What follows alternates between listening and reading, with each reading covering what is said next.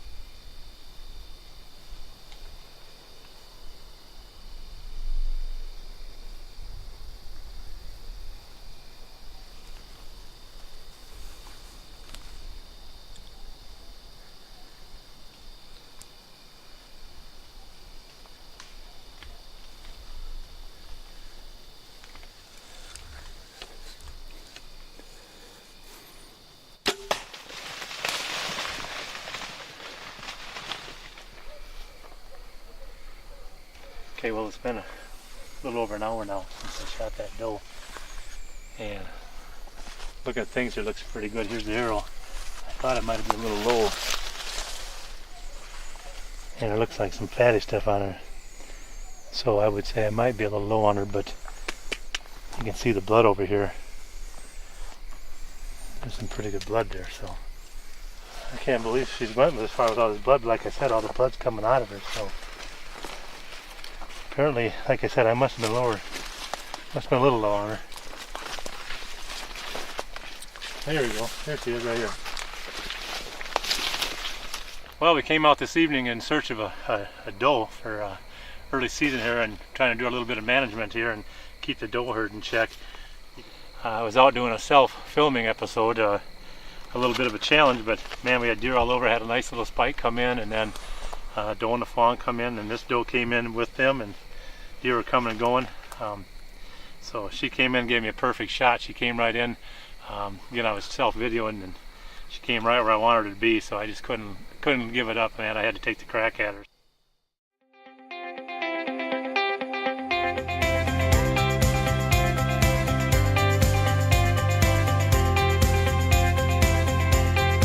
From online to your living room and everywhere in between, Carbon TV has all of your favorite outdoor shows, anywhere, anytime. Register now for your free account at carbontv.com. We've been farming all of our lives. We work hard so we can enjoy hunting. With Antler King products, we know our whitetails are getting the vitamins and minerals they need to remain healthy and grow bigger antlers. It's clear we've made the right choice. Antler King, bigger bucks, healthier deer.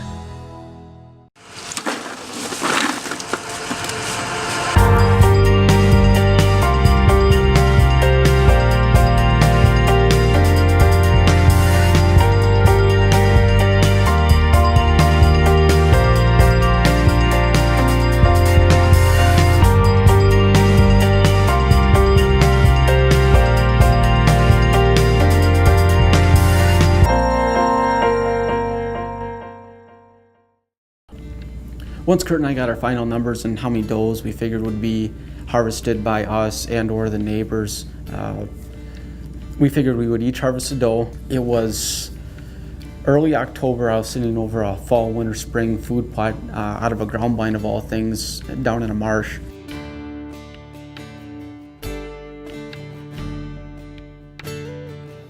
Well, it's October 8th here in central Wisconsin. Back out over a Antler King fall, winter, spring food plot. Still on our doe mission. Hope to harvest one yet before the end of October here when the rut starts kicking off. So I have a good buddy, Brian. He's behind the camera, and we're going to see what happens tonight.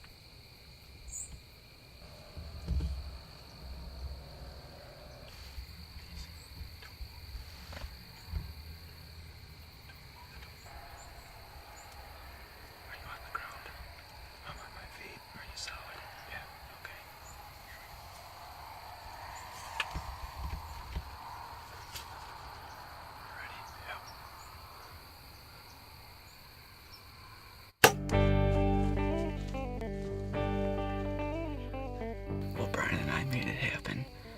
Had these two does come in about 20 minutes ago. One was a little more mature than the other one, but still a fully grown deer, and we had a little fiasco going on. We have one tree in front of us for cover in the blind, and had one going to the right and one to the left, and the one at the left is 30 yards, and then we finally had this one step out from behind this tree at about 15 yards. Brian did a nice job moving, manipulating the camera around, and made a perfect double long shot on her at about 15 yards. The end of September rolled around, got back from Montana. It was nice to finally get up in a tree in central Wisconsin, do a little bit of bow hunting. was fortunate enough to be sitting over an Antler King food plot with some apple trees around it one night, and had a doe and a fawn come through and made a real good shot on the doe and was able to harvest her. It's always good to break the ice, get that first deer on the ground, work out the kinks with the cameraman, and the excitement of just having a deer that close and seeing an animal that close never gets old. Buck, doe, fawn, doesn't matter. And just breaking the ice with that initial first deer is always a good time.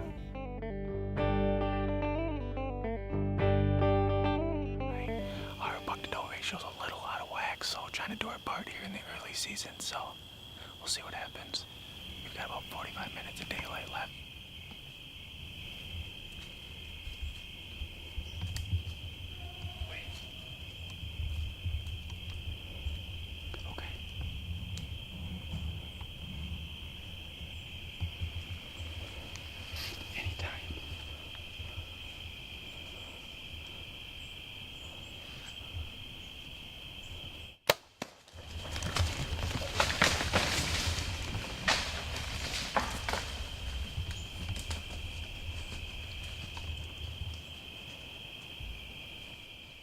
This is a nice big mature doe.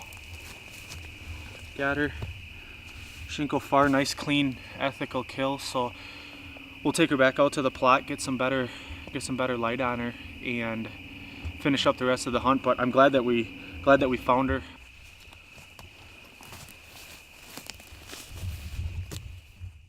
Farming is our life.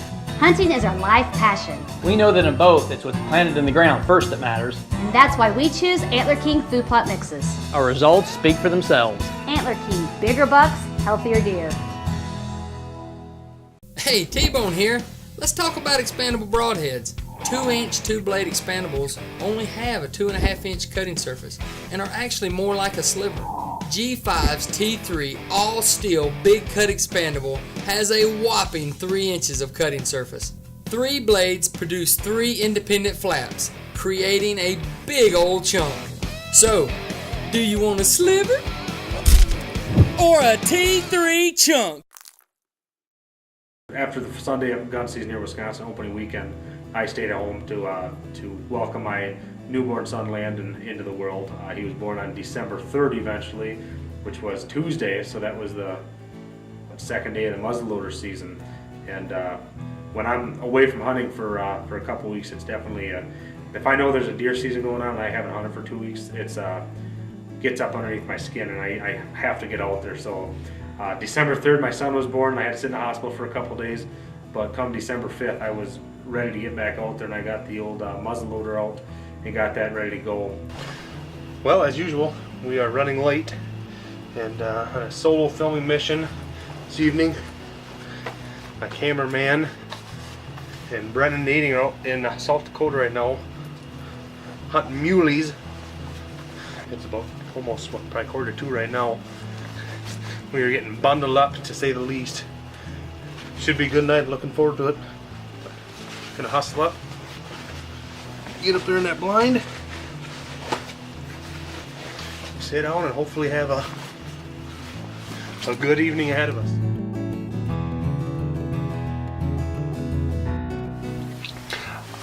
I did promise my wife that I would shoot a doe tonight too. So it's gonna be really tough. I mean, it's tough to pull the trigger on a doe when you know you got something like that around here. But this is realistically probably my last hunt of the year.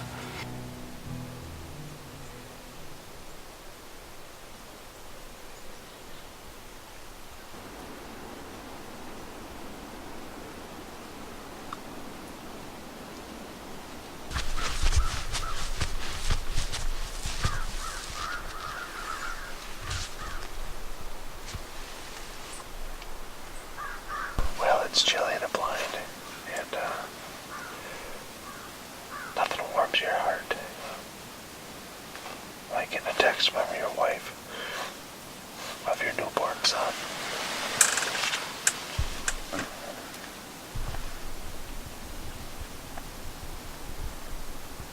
It's about 3:30 right now, and we are deerless to this point.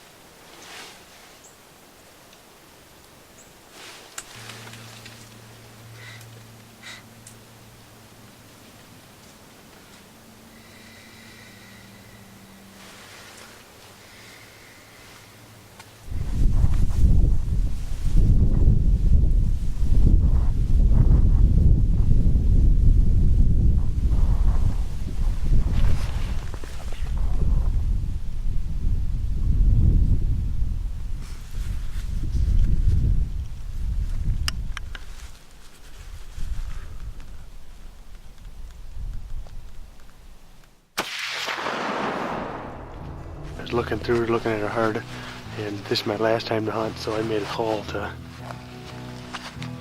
shoot a doe tonight if need be, because I need some meat. So luckily she came out perfect for me, and I'm pretty sure she did. I thought I saw her go down right there, so we're gonna give her just a few more minutes and head up there and go get on her.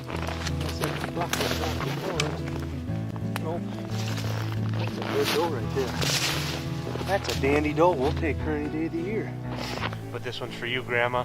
And also, you know, I got a newborn son at home. He's 7 days old here. It's his 1 week birthday today. So this one's for you, Grandma, and this one's for you, Landon. The word is out. The Red Revolution is changing hunting. The most advanced hunting arrow ever. Maxima Red from Carbon Express. The only arrow engineered to contain and control the enemy of accuracy. Dynamic spine to the red zone. Maxima Red is a game changer. The Reds are legit, period. Ready to raise your game? Join the Maxima Red Revolution and shoot better. Carbon Express. The spin and strut works better than other strutting decoys because it triggers a dominant genetic response. We get a gobbler's attention by calling as a hen. When the gobbler sees the natural motion of the spin and strut strutting in front of a hen, his response changes from curious and cautious to one of exerting his dominance over this intruder. This genetic response will stop hang-ups and can bring gobblers in from long distances. Even call-shy birds will respond. So if you want the original lifelike motion decoy, get a spin and strut. I'm back out this afternoon on a different farm that I haven't been at for a couple weeks. Sitting in a double bull tonight. There's a couple bucks over here on the cameras that have dropped their antlers already, so I gotta be careful and make sure I scope them out good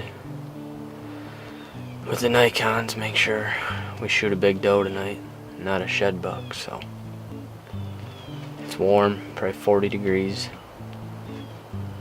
northwest wind. These deer should move after the cold temperatures it's been. From what I've seen the last couple days, they're really enjoying this big warm up, so we'll see.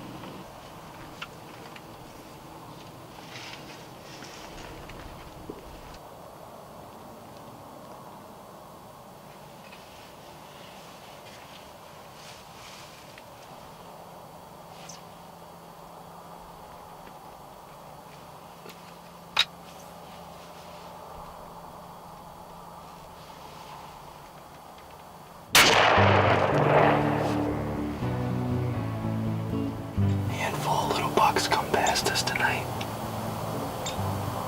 Then we had a big old fat doe come in just now. And I can already hear the onions sauteing in the butter because those back straps are going to eat good tonight. It's the last day of Iowa's late season doe hunt. We're back in the spot where I shot both down. And Brennan shot a doe here earlier last weekend. So hopefully we can get another doe to end the season on a high note.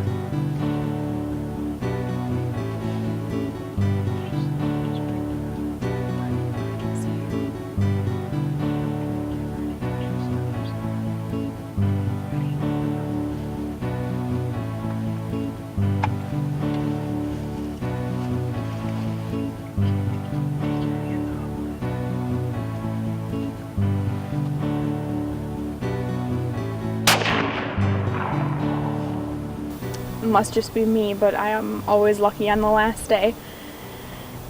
But this is the end of the 2013-14 season, and looking forward to shed hunting starting soon, and then turkey hunting, followed by next year starting to film again for our next season. So thanks for sticking with us.